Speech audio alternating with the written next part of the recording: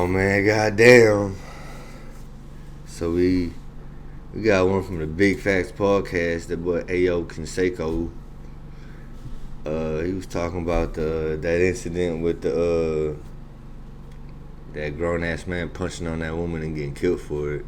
I don't feel sorry for him. I really don't see what the son was supposed to do. But we finna get into this bitch and see what he talking about.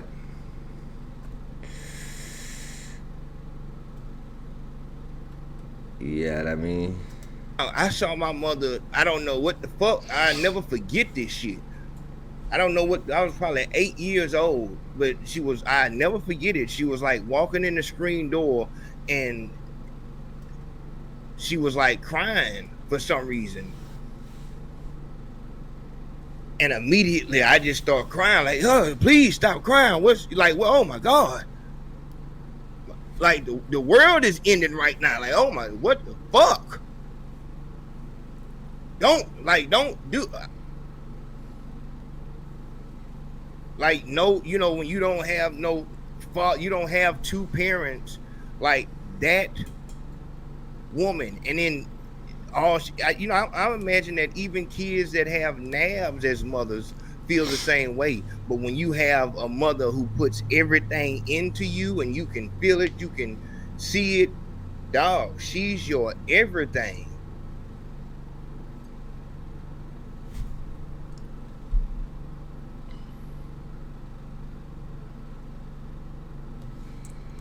I don't feel sorry for him. For a boy to see his mother being pummeled, being beaten like that, regardless of what he did afterward, he gonna have some real heavy mental scarring about that shit. Come on, my nigga.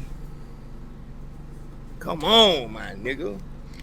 Man, I remember one time I was at I was playing soccer for the high school, and I was on the bench or whatever, and one of my teammates was talking shit, and he was like, "Man, I'll fuck your mother," and I just had this visceral, instant reaction. I just stood up and I was just started taking off on him on the bench, and like I had got kicked off the team for that, but like once like the coach and everybody that witnessed it said what happened, he just let me back on the team, and he just kicked the other dude off, because it's like, bro, you can't be saying that about somebody's mom. And my mom was in the stand, so it was like I just blacked out. Like I didn't even know I had that in me. But yeah, I could if I had a gun and I seen my mom getting punched on, bro, like yeah, that dude's getting killed. We can. That's what I'm saying. That's what I'm saying with niggas.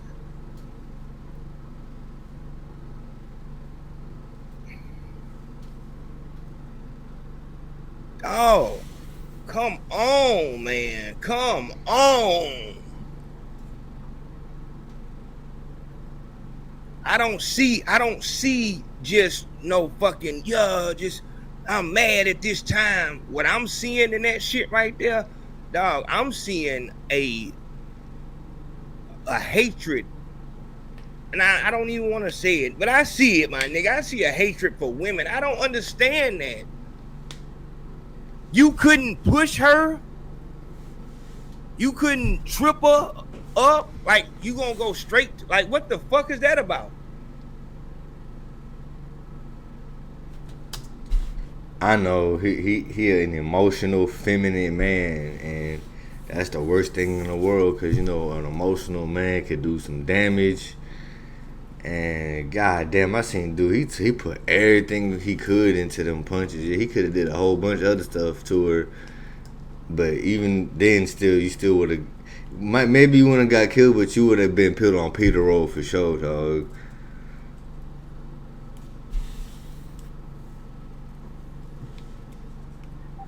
Big Face Podcast, who on the line? Hello?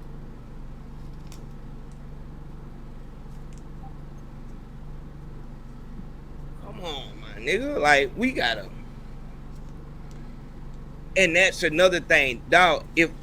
Now it's time to talk. Once we all agree, yes, that nigga was wrong and he deserved to die. The way he died was too good for him. You ain't lying. I'm getting triggered thinking about it. But now that you see that, does that open your eyes to understand that, dog, it doesn't matter about what society rules are. So what emboldens a female in society, in American society, to bow up at a man who can obviously overpower them and shit like that? I wish you would, and all this talking back shit when you should be petrified because he can hurt you, is you feel like he knows what will happen afterwards. He knows that he's gonna go to jail and all of these things. You're dependent on him to be sane. In order for you to be safe, the person that you're trying to punk out, the man that you're trying to punk out, he has to be sane. He has to care about going to jail. He has to care about being seen as a woman beater. He gotta care about getting put on Peter roll, because, you know what I'm saying, we ain't even gonna involve the cops, but I'm gonna call up the troops. He has to care about, you know what I'm saying, these things.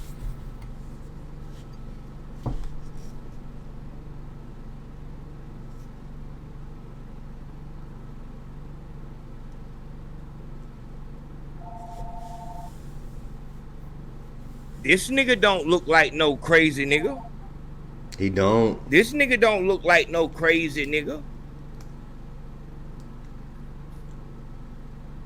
This look like a, you know what I'm saying, a well-behaved, like just and because we don't have to be, our women don't have to be scared of every nigga they see, because you're able to tell the difference between a nigga who's crazy and a nigga who is just a gangster.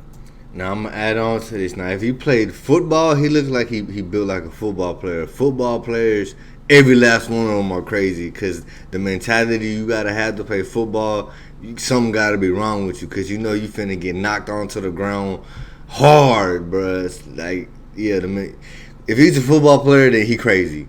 Every last one of them. I don't care. Quote me, 100%, except for like receivers and quarterbacks. If he look like he a defensive back, he's crazy. A gangster, you know, he might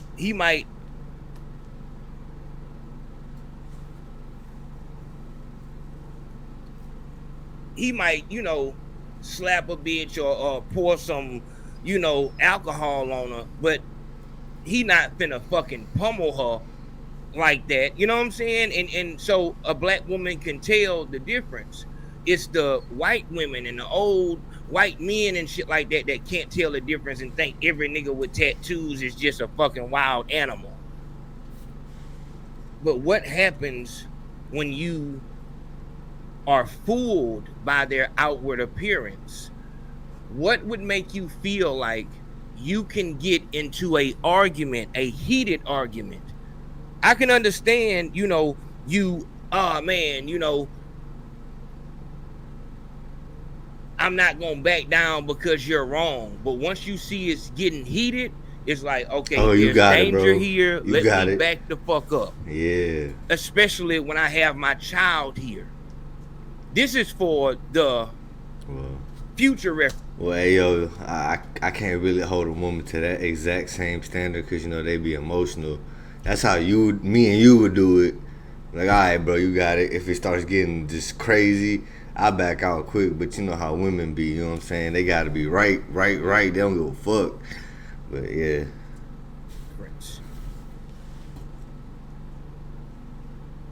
What happens if you misprofile a nigga and you think a nigga is, you know, he know what the fuck the law gonna do. He don't want to be seen as no woman beater.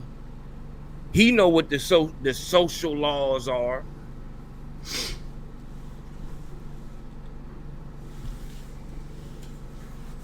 Yeah, that boy play cornerback for sure. Not only do this nigga not look like that, you let the family tell it. They will tell you, Oh, he a good nigga, good father, and all kind of shit. Like they supposed to. Hold on. Big Face Podcast, who we got on the line? Alright, I'm gonna end it right there. I'm gonna end it right there. Yeah, man.